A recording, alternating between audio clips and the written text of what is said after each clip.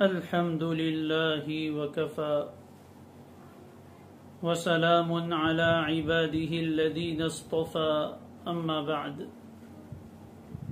أعوذ بالله من الشيطان الرجيم بسم الله الرحمن الرحيم قل ادعوا الله أو ادعوا الرحمن أيما تدعوا فله الأسماء الحسنى وقال الله تبارك وتعالى الله لا إله إلا هو الحي القيوم صدق الله العظيم اللهم صل على سيدنا محمد وعلى آل سيدنا محمد وبارك وسلم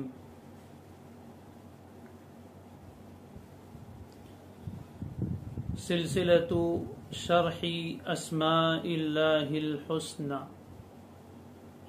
یعنی اللہ تبارک و تعالی کے بڑے خوبصورت ناموں کی وضاحت و تفصیل کا یہ جو سلسلہ اور سیریز گزشتہ کل سے شروع ہوئی تھی، آج اس کا دوسرا دن ہے۔ آج ہم اللہ تبارک و تعالی کے سب سے بڑے مبارک نام لفظ اللہ کے بارے میں کچھ بات کرنے کا ارادہ رکھتے ہیں۔ اللہ تبارک و تعالی اپنے فضل سے آسان فرمائے، اللہ تعالی ہماری مدد فرمائے، تھوڑے وقت میں کام کی اور ضروری باتیں کہنے کی اور سمجھنے کی توفیق عطا فرمائے۔ ایک بات پہلے عرض کر دوں کہ روزانہ جب یہ درس کا وقت ہو تو ہم اپنی نیتوں کو درست کر لیں کہ ہم کیوں پڑھ رہے ہیں، کیا مقصد ہے، رضا الہی ہمارا مقصود ہو، اللہ تعالیٰ کی معرفت حاصل کرنا ہمارا مقصد ہو، اور گزشتہ کل جو فوائد اور مقاصد ذکر کیے تھے وہ بھی ہمارے سامنے ہونے چاہیے، ایک مرتبہ اس کو دیکھ لینا چاہیے تاکہ وہ چیزیں مستحضر ہو جائے۔ سب سے عظیم، سب سے پیارا، سب سے مبارک اور سب سے میٹھا، سب سے بڑا نام اللہ ہے، اور یہ اللہ تبارک و تعالی کا پیارا نام وہ نام ہے کہ دنیا میں آتے ہی الحمدللہ سب سے پہلے جو لفظ ہمارے کانوں سے ہوتا ہوا دل تک پہنچا وہ یہی لفظ اللہ تھا۔ اللہ اکبر، اللہ اکبر، اذان اور اقامت دونوں کانوں میں کہہ دی گئی تھی، اور دنیا سے جاتے ہوئے بھی سب سے اخیر میں ہمیں جو نام اپنی زبان پر لانا ہے وہ بھی ہے لا الہ الا اللہ۔ لفظ اللہ ہی انشاءاللہ آخر میں بھی لانا ہے، پہلا نام بھی وہی، آخری نام بھی وہی، اور جس نام کو ہم بچپن سے کہتے، سنتے اور بولتے چلے آ رہے ہیں، آج اس نام کے بارے میں کچھ سمجھنا ہے کہ یہ نام کتنا عظیم نام ہے، کتنا برکت والا نام ہے۔ یہ اللہ تبارک و تعالی کا اس میں ذات ہے، اس کے علاوہ باقی جتنے نام ہیں جس کو اسماء حسنہ کہتے ہیں وہ سب صفاتی نام ہیں، اور یہ اللہ تعالی کا ذاتی نام ہے۔ اس کو آسانی سے یوں سمجھیے کہ کوئی انسان ہے، اس کا ایک تو نام ہوتا ہے جو پیدا ہوتے وقت اس کے گھر والے رکھتے ہیں، جب بھی وہ لفظ بولا جاتا ہے تو اس وقت اس کی سر سے لے کر پیر تک کی پوری ذات مراد ہوتی ہے۔ مثال کے طور پر کسی کا نام ہے محمد، پیدا ہوتے ہی اس کے ماں باپ نے اس کا نام محمد رکھا تھا، تو جب کبھی محمد کہا جائے گا تو سننے والوں کے دل و دماغ میں وہی سر سے لے کر پیر تک کی ذات آئے گی جس کا نام محمد ہے۔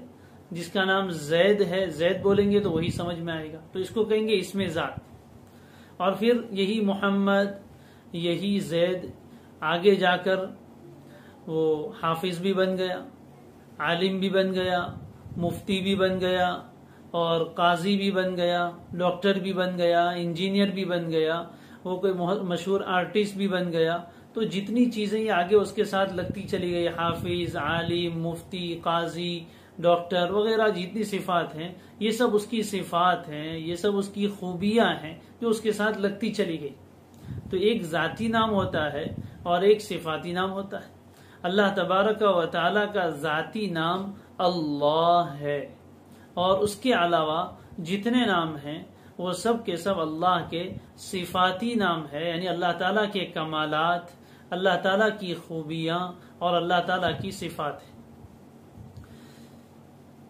یہ اتنا عظیم نام ہے، اتنا بڑا نام ہے کہ اس کی حقیقت بیان کرنے کی سچی بات یہ ہے کہ ہمارے اندر دنیا کے کسی انسان میں طاقت نہیں ہے کہ اس نام کی عظمت کو بیان کر سکے، اس نام کی حقیقت کو بیان کر سکے، اس نام کے اسرار اور رموز کو بیان کر سکے.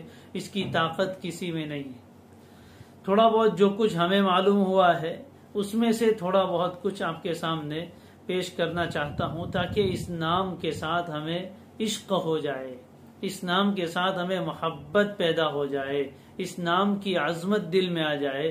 اور جب یہ چیز دل میں پیدا ہو جائے گی اور پھر یہ نام زبان سے نکلے گا تو یہ اپنا عجیب کام کر کے دکھائے گا. انشاءاللہ آ رہا ہے. لفظ اللہ دنیا کا سب سے میٹھا نام ہے، سب سے پیارا نام ہے اور سب سے عظمت والا نام ہے، سب سے بڑا نام ہے. اس نام کی عظمت کے لیے یہی بات کافی ہے کہ صرف ہم یہ دیکھ لیں کہ قرآن مجید میں اللہ تعالیٰ کی آخری اور سچی کتاب میں یہ نام کتنی مرتبہ آیا ہے. آپ کو شاید حیرانی ہوگی، گننے والے علماء فرماتے ہیں کہ یہ نام قرآن مجید میں 2699 مرتبہ آیا ہے. 2699 مرتبہ لفظ اللہ قرآن مجید میں آیا ہے. اندازہ لگائیے، قرآن مجید کا کوئی صفحہ ایسا خالی نہیں ہوگا جس پر لفظ اللہ نہ آتا. بار بار یہ نام اللہ اللہ زندگی میں، ایک مومن کی زندگی میں، اس کے شب و روز میں، دن رات میں ہزاروں مرتبہ اللہ کا مبارک نام زبان پر آتا ہے. یہ کتنی بڑی سعادت ہے کہ اللہ تعالیٰ نے ہمیں اپنا یہ مبارک نام لینے کی توفیق دی. یہ بھی ایک دلیل ہے کہ اللہ ہم سے راضی. باقی آدمی جس سے ناراض ہوتا ہے اس کو اپنا نام کہتا ہے اپنی زبان سے میرا نام تک مت لینا، یہ ناراضگی کی دلیل ہوتی ہے. اللہ تبارک و تعالی ہمیں اپنا مبارک نام لینے کی توفیق عطا فرماتے. یہ اس کا کتنا بڑا فضل ہے، اس کا کتنا بڑا احسان ہے، اس کی کتنی بڑی توفیق ہے. قرآن مجید میں یہ نام 2699 مرتبہ آیا ہے، الگ الگ شکلوں میں. کہیں تو اللہ یہ پورا نام آیا ہے. یہ 2395 مرتبہ 2395 مرتبہ لفظ اللہ قرآن میں آیا ہے. پھر للہ ما فی السماوات و ما فی الارض یہ 1430 مرتبہ آیا ہے. پھر باللہ یہ 139 مرتبہ 139 مرتبہ قرآن میں آیا ہے. پھر تاللہ یہ قسم کے لیے آتا ہے، تاللہ یہ قرآن مجید میں 9 مرتبہ آیا ہے. پھر فاللہ مثال کے طور پر فاللہ خیر حافظا، یہ فاللہ قرآن میں 6 مرتبہ آیا ہے. فللہ یہ بھی قرآن میں 6 مرتبہ آیا ہے. اور 1 مرتبہ آیا ہے باللہ وآیاتہ ورسولہ کنتم تستہزئون، یہ 1 مرتبہ آیا ہے. اس طرح کل 2699 مرتبہ قرآن مجید میں لفظ اللہ آیا ہے. اس کی عظمت کے لیے یہی بات بہت کافی ہے. اس نام کی حقیقت کو معلوم کرنے سے پہلے اس کے کچھ خواص ہیں، وہ بھی جاننا بہت مفید ہوگا انشاءاللہ اور اس سے فائدہ ہوگا. پہلا خاصہ اس کا یہ ہے کہ لفظ اللہ کے حروف پر غور کیجئے. اس میں الف ہے یعنی حمزہ ہے اور لام ہے، پھر واپس لام ہے اور پھر ہا ہے. یہ جتنے حروف ہیں یہ حروف پر اگر آپ غور کریں اور اس کے نکلنے کے جو مخرج ہے اس پر غور کریں تو آپ کو ایک عجیب بات معلوم ہوگی کہ لفظ اللہ ایسا لفظ ہے کہ اس کا کوئی حرف ہونٹ سے تعلق نہیں رکھتا. اس پر کوئی ایسی حرکت نہیں آئی، زبر زیر پیش کوئی ایسی حرکت نہیں آئی کہ جس میں ہونٹ ہلتے ہو. لہذا آدمی جب لفظ اللہ بولتا ہے تو صرف اس کی زبان اندر ہی اوپر لگتی ہے، اور حمزہ جو شروع میں ہے اور اخیر میں ہا ہے یہ تو ہوا سے نکلنے والے حروف ہے. اللہ اللہ. اگر آدمی یہ پڑھتا چلا جائے اس کے ہونٹ بھی حرکت نہیں کرتے، دیکھنے والے کو پتہ بھی نہیں چلتا. علماء اس میں نکتے کی بات لکھتے ہیں کہ یہ اخلاص کے اوپر دلیل ہے کہ اللہ کا نام اتنا خفیہ ہے کہ آدمی لیتا چلا جائے اور اس کا ہونٹ بھی نہ ہلے، کسی کو پتہ بھی نہ چلے، اور اخلاص کے ساتھ بندہ اللہ کا نام لیتا چلا جائے. دوسرا خاصہ اس کا یہ علماء نے بیان فرمایا ہے کہ یہ ایسا عجیب لفظ ہے کہ دوسرے کلمات کو آپ دیکھیں گے، دوسرے جو نام ہے وہ ایسے ہیں. مثال کے طور پر زید ہے، یہ ایک نام ہے، جب پورا بولیں گے تو معنی سمجھ میں آئے گا. زید میں سے زا کو ہٹا دو تو یا اور دال رہ گیا، یا کو ہٹا دو تو صرف دال رہ گئی، پھر وہ معنی حاصل نہیں ہوتا. اگر زا ہٹائیں گے تو ید ہو جائے گا. ید کے معنی اگرچہ ہاتھ ہوتے ہیں لیکن زید کے اوپر وہ دلالت نہیں کرے گا، زید کا معنی نہیں بتائے گا. لیکن لفظ اللہ ایسا ہے کہ اس میں سے آپ تمام حروف کو کم کرتے چلے جاؤ پھر بھی وہ اللہ ہی پر دلالت کرتا ہے. جیسے لفظ اللہ وہ تو اللہ ہے ہی، اگر اللہ میں سے الف ہٹا دو یعنی شروع کا جو حمزہ ہے اس کو ہٹا دو تو ہو جائے گا للہ. قرآن مجید میں وہ بھی موجود ہے، للہ ما فی السماوات وما فی الارض وللہ الاسماء الحسنی. تو اس میں بھی اللہ ہی کا معنی باقی رہتا ہے. پہلے لام کو ہٹا دو تو ہو جائے گا لہو، یہ بھی قرآن میں لہو ما فی السماوات وما فی الارض، یہ بھی اللہ ہی کے اوپر دلالت کرے گا. اگر دوسرا لام بھی ہٹا دو تو ہو جائے گا ہو، تو اللہ لا الہ الا ہو بھی ضمیر ہے جو اللہ ہی کی طرف لوٹتی ہے. قل هو اللہ احد. تو علماء فرماتے ہیں کہ یہ اس نام کا خاصہ ہے کہ اس کے ہر حرف کو کم کرتے چلے جاؤ تو پھر بھی اللہ تبارک و تعالی ہی کے لیے یہ لفظ خاص رہتا ہے، دوسرے کے اوپر دلالت نہیں کرتا. تیسرا اس لفظ کا خاصہ یہ ہے کہ یہ علم ہے. علم کہتے ہیں کسی کے خاص نام کو، اس کو علم کہتے ہیں. اور یہ ایسا نام ہے جو اللہ ہی کے ساتھ خاص ہے، کسی اور کا یہ نام نہیں رکھ سکتے. یعنی کسی اور کا نام کوئی اللہ رکھ لے تو نعوذ باللہ یہ کفر ہے، جائز نہیں ہے. ہم رکھ تو نہیں سکتے، حرام ہے. لیکن علماء فرماتے ہیں کہ دنیا میں کسی معبود یعنی جو اپنی خدائی کا دعویٰ کرنے والے لوگ تھے انہوں نے بھی کبھی اپنا نام اللہ نہیں رکھا. دنیا میں ایک بڑا ظالم بادشاہ گزرا ہے، ہم سب جانتے ہیں، فرعون، جو اپنے آپ کو رب کہلواتا تھا. لیکن اس نے بھی اپنے بارے میں یہ نہیں کہا کہ مجھے اللہ کہو، بلکہ اس نے اپنے آپ کو رب کہلوایا، انا ربکم الاعلی، میں تمہارا اونچا اور بلند بالا رب ہوں. لیکن اس نے اپنا نام اللہ نہیں رکھا. اس نام کو اللہ نے اپنے ہی لیے خاص رکھا ہے، کسی اور کے لیے اس نام کو اللہ نے جائز ہی نہیں رکھا. چنانچہ دوسری جن معبودوں کی عبادت کی جاتی ان میں سے بھی کسی کا نام اللہ نہیں ہے. انہوں نے اپنے بھگوانوں کے الگ الگ نام رکھے ہیں، اپنے دیوی دیوتاؤں کے بتوں کے الگ الگ نام رکھے ہیں. کسی معبود کے لیے بھی لفظ اللہ استعمال نہیں کیا گیا. چوتھا اس کا خاصہ یہ ہے کہ اسلام میں داخل ہونا ہو تو اس کے لیے کلمہ جب پڑھتے ہیں تو اس میں لا الہ الا اللہ یہی پڑھنا ضروری ہے. کوئی آدمی یوں کہ لا الہ الا العلیم، یہ علیم بھی اللہ کا نام ہے، لا الہ الا الرحمن، لا الہ الا الرحیم، تو وہ ایمان میں داخل نہیں ہوگا. کلمہ اس کو پڑھنا پڑے گا لا الہ الا اللہ، یعنی لفظ اللہ ہی وہ نام ہے جس کی برکت سے انسان کفر سے نکل کر ایمان میں داخل ہو سکتا ہے. اور ہر نبی نے لفظ اللہ ہی کی دعوت لا الہ الا اللہ کہلوایا. پانچواں اس کا خاصہ یہ ہے کہ نماز کی شروعات کے لیے، نماز شروع کرنے کے لیے بھی لفظ اللہ ہی ضرور، یعنی اللہ اکبر، اللہ کے بجائے کوئی اور نام صفاتی اختیار کیا جائے تو علماء فرماتے ہیں کہ نماز شروع نہیں ہوگی. لفظ اللہ، ہم اللہ اکبر ہی نماز میں پڑھتے ہیں.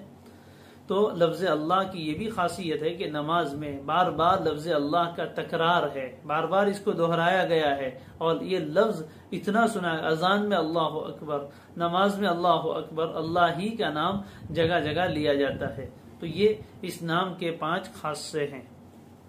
اب ہم آتے ہیں تیسری چیز، لفظ کی حقیقت، یعنی لفظ اللہ اس کا معنی کیا ہے لغت کے اعتبار سے، اس کا معنی کیا ہوتا ہے، اور شریعت کی زبان میں، شریعت کی ٹرمز میں، شریعت کی پری بھاشا میں لفظ اللہ کا کیا معنی ہوتا ہے۔ تو پہلے تو لغت کے اعتبار سے ڈکشنری میں اگر آپ دیکھنے جائے تو لفظ اللہ کا کیا معنی ہے، اس سلسلے میں بھی علماء نے بہت لمبی بحث کی ہے اور اس میں بہت سارے اقوال ہیں۔ میں ساری تفصیلات ذکر کرنا نہیں چاہتا ہوں اور اپنے سبق کو مشکل بنانا بھی نہیں چاہتا ہوں، بہت سے عوام بھی سن رہے ہیں، اس لیے عربیت کے اعتبار سے جو بحث کی گئی ہے وہ سب میں ذکر نہیں کروں گا۔ خلاصے کے طور پر یہ بات کہوں گا کہ ابتداءً علماء کی 2 رائے۔ پہلی رائے یہ ہے کہ لفظ اللہ یہ ایسا لفظ ہے جو کسی سے بنا نہیں ہے، بس ایسا ہی ہے، جس کو عربی کے اعتبار سے جامد کہتے ہیں۔ بہت سے الفاظ وہ ہے جو کسی لفظ سے بنے ہیں، یعنی اس کا اصل کوئی دوسرا حرف ہوتا ہے اور اس سے پھر اس کی ایک دوسری شکل دی جاتی ہے۔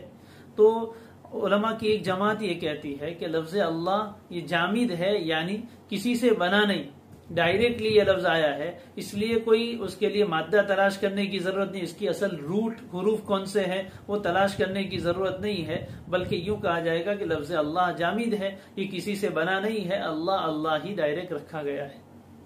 جبکہ علماء کی دوسری جماعت یہ کہتی ہے کہ نہیں، یہ لفظ بھی دوسرے حروف سے بنایا گیا ہے، یعنی اصل میں اللہ یہ 2 کلمے ہیں، 2 الگ الگ لفظ ہے، دونوں کو ملا کر اللہ بنا ہے۔ اور پہلی جماعت یہ کہتی ہے کہ 2 الگ الگ نہیں، پورا ہی ایک لفظ ہے اللہ۔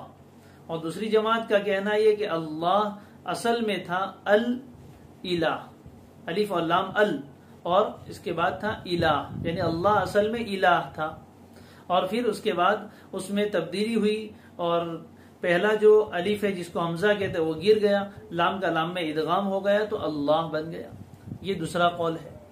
تو اگر اس لفظ کو الہ سے مشتق مانا جائے، یعنی یہ اصل میں الہ تھا، تو پھر الہ کی کیا معنی ہے؟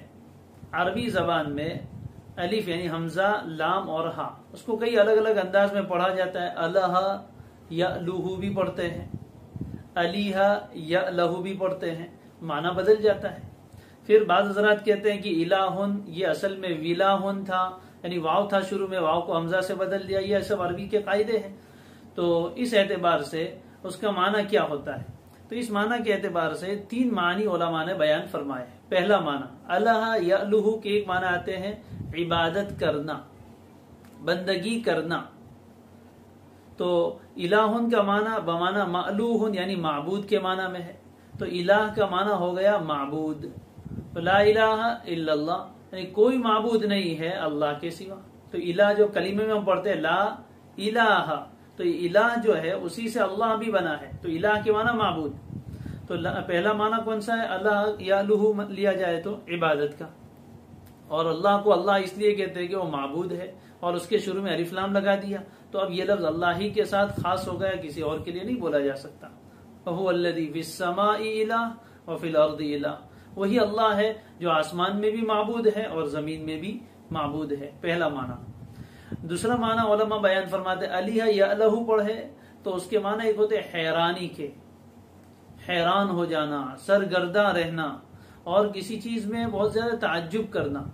تو اس سے بھی بعض لوگ کہتے ہیں کہ لفظ اس سے بنایا گیا ہے، اور اللہ کو اللہ اس لیے کہتے ہیں کہ اللہ کا نام ایسا ہے، اللہ کی ذات ایسی ہے کہ غور کرنے والا حیران ہو جاتا ہے، وہ اس کی عقل کی رسائی ختم ہو جاتی ہے، اس سے آگے عقل کام نہیں کر سکتی۔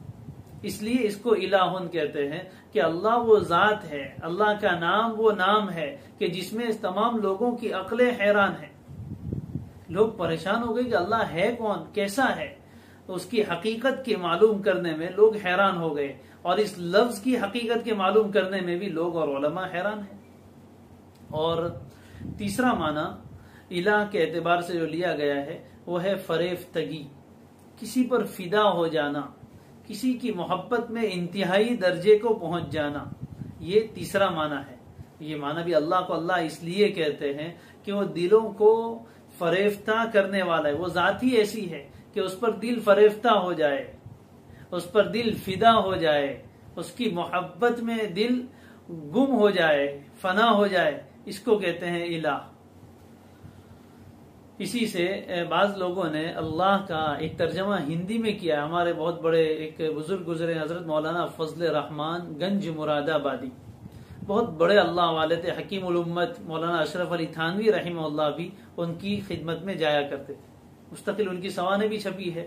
وہ لفظ اللہ کا ترجمہ کرتے تھے من موہن، من کا معنی دل، اور موہن یعنی موہنے والا، دل کو موہ لینے والا، یعنی وہ ذات ہی ایسی ہے کہ اس کی معرفت حاصل ہو جائے، اس کی پہچان ہو جائے تو انسان کا دل اس پر فدا ہو جاتا ہے، وہ من کو موہ لیتا ہے، وہ دلوں کو اپنے اوپر فریفتہ بنا دیتا ہے۔ اللہ کی ذات ہی واقعتاً ایسی۔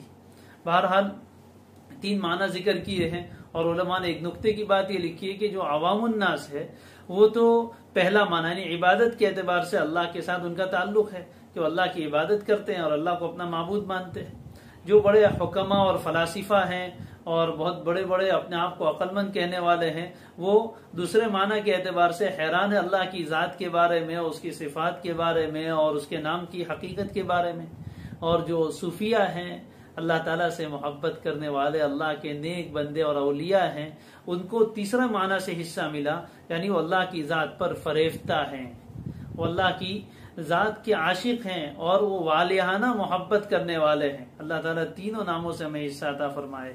یہ تو لغوی معنی ہوا۔ اصطلاحی معنی یعنی شریعت کی زبان میں اللہ کسے کہتے ہیں؟ عجیب بات ہے، ہمیں ہر چیز کی حقیقت معلوم ہے، لیکن اگر کوئی ہمیں پوچھے کہ اللہ کسے کہتے ہیں تو اللہ کی تعریف، اللہ کی ڈیفینیشن، ویاکھیا وہ ہمیں معلوم نہیں ہے۔ سن لیجئے، اللہ علم علی الذات الواجب الوجود المستجمع لجمیع صفات الکمال والمستنزہ عن جمیع صفات النقصان۔ 3 چیزیں۔ اللہ نام ہے، علم نام، خاص نام، کس کا؟ ایسی ذات کا جو واجب الوجود ہے۔ واجب الوجود کس کو کہتے ہیں؟ واجب الوجود کا معنی یہ ہے کہ وہ ایسی ذات جس کا ہر وقت موجود رہنا، جس کا ہر وقت باقی رہنا لازم ہے، ضروری ہے۔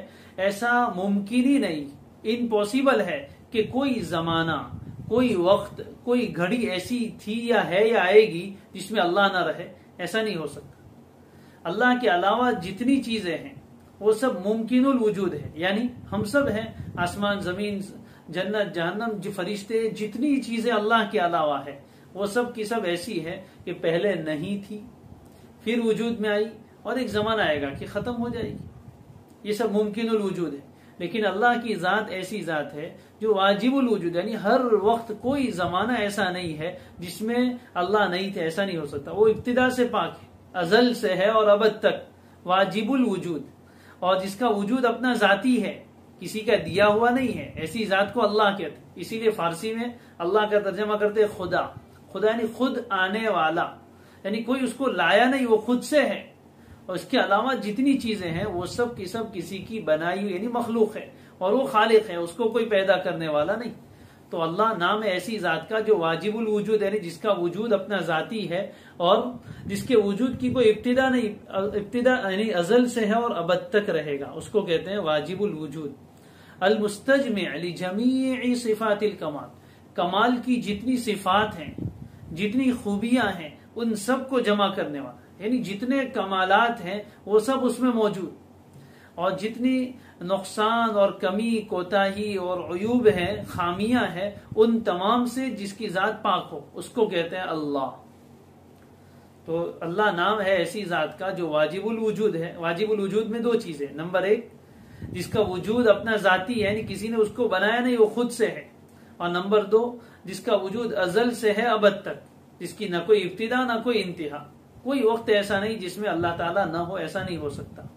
اور نمبر 2 جس میں تمام خوبیاں، تمام کمالات، اچھائیاں ساری اس میں موجود ہو اور اس میں کوئی برائی نہ ہو، تمام برائیوں سے، تمام خامیوں سے، تمام عیبوں سے تمام کمی اور کوتاہیوں سے جو ذات پاک ہو وہ صرف اللہ کی ذات ہے، یہ اللہ کی تعریف ہے، اس کو یاد رکھنا چاہیے۔ یہ نام ایسا ہے جو باقی تمام صفاتی ناموں کو شامل ہے، یعنی جو آدمی لفظ اللہ بولتا ہے تو لفظ اللہ میں اللہ کی ایسی تعریف ہوئی کہ اس میں تمام خوبیاں آ گئی اور تمام عیب سے وہ پاک ہو گیا۔ اب اس کے علاوہ آئندہ جتنے نام ہم پڑھیں گے ان سب میں اللہ تعالیٰ کی خوبیاں بیان کی گئی ہے، اللہ تعالیٰ کی صفات بیان کی گئی ہے، تو وہ ساری صفات اس میں داخل ہے۔ اب اس میں ایک چیز اہم یہ ہے کہ لفظ اللہ کا صحیح تلفظ ہمیں سیکھنا ہے۔ اللہ، بہت سے لوگ اللہ اللہ بولتے ہیں، اللہ نہیں ہے، اللہ، یعنی یہ لفظ اس طرح بولا جائے کہ منہ بھر جائے، عظمت سے دل بھر جائے، اور زبان اس لفظ کے تلفظ میں منہ بھر کر تلفظ کرے، اللہ اللہ، اس لفظ کو صحیح بولنا چاہیے۔ بہت سے لوگ اللہ اللہ بولتے ہیں کہ اللہ نہیں، اللہ، اس طرح اپنی تلفظ میں، اپنی بات چیت میں بھی بچوں کو بھی بچپن سے اللہ یہی سکھانا چاہیے۔ بہت آسانی سے بچے سیکھ جاتے ہیں، اور آج سے ہم نیت کریں کہ جب بھی ہم اللہ کا مبارک نام لیں گے تو انشاءاللہ اللہ ہی بولیں گے۔ نمبر 2، جب بھی یہ نام زبان پر آئے تو دھیان ہو کہ ہم کتنا بڑا نام لے رہے ہیں، کوئی معمولی نام نہیں ہے، یہ نام کوئی معمولی نہیں ہے، بڑا عظیم نام ہم زبان سے نکال رہے ہیں، دل عظمت سے بھر جائے اور دل میں یہ دھیان ہو کہ میں اس آسمان و زمین کے رب کا نام لے رہا ہوں۔ بہت سی مرتبہ لوگوں سے بات چیت ہوتی ہے، لوگ کہتے ہیں بہت بڑا آدمی ہے، کسی نیتا کے بارے میں، کسی مالدار آدمی کے بارے میں، بہت بڑا آدمی ہے۔ ارے کوئی بڑا نہیں، اللہ اکبر، اللہ سب سے بڑا ہے، اس سے بڑا کوئی نہیں، اور جتنے بڑے ہیں وہ نام کے بڑے ہیں، حقیقت میں کوئی بڑا نہیں، کبریائی اسی کو سجتی ہے۔ تو دھیان دل میں ہو، عظمت ہو۔ نمبر 3، اللہ تبارک و تعالی کا جب نام لے تو کوئی نہ کوئی لفظ ساتھ میں، اللہ جل جلالہ، اللہ عز و جل، اللہ تعالی۔ ہم اردو میں بولتے ہیں اللہ پاک، یہ پاک کا جو لفظ بولتے ہیں وہ بھی اسی میں داخل ہے۔ ابھی میں نے آخر میں کہا ہر طرح کے عیبوں سے پاک، اس لیے ہم بولتے ہیں اللہ پاک۔ اللہ پاک یعنی اللہ ہر عیب سے، ہر کمی سے، ہر کوتاہی سے پاک ہے، یہ معنی اس کا ہوا کرتا ہے۔ اس کے بعد ایک اور بات ہے کہ لفظ اللہ کی عظمت اور اس کا احترام ہمارے دلوں میں ہونا چاہیے، یہ بہت بڑی چیز ہے، اللہ ہمیں عطا فرمائے۔ اس سلسلے میں ایک دو واقعے ذکر کرنا مناسب لگتا ہے کہ ایک واقعہ ہے، بشر حافی ایک بہت بڑے بزرگ گزرے ہیں، اللہ تعالیٰ نے انہیں بڑا اونچا مقام دیا، صدیاں گزر گئی، آج میں ان کا نام آپ کے سامنے ذکر کر رہا ہوں، آپ سن رہے ہیں۔ اس کی کیا وجہ بنی؟ کسی نے ان سے پوچھا کہ آپ کو اللہ نے یہ مقام کیسے دیا؟ انہوں نے کہا میں تو ایک عیاش آدمی تھا اور شراب و شباب کی مستی میں رہنے والا آدمی تھا، میں کوئی نیک آدمی نہیں تھا، لیکن ہوا یوں کہ ایک مرتبہ میں راستے سے گزر رہا تھا اور راستے پر ایک کاغذ کا ٹکڑا مجھے دکھا جس میں لفظ اللہ لکھا ہوا تھا۔ جیسی میری نظر اس پر پڑی، میرے دل میں ایک دم سے اللہ کے نام کی عظمت آئی۔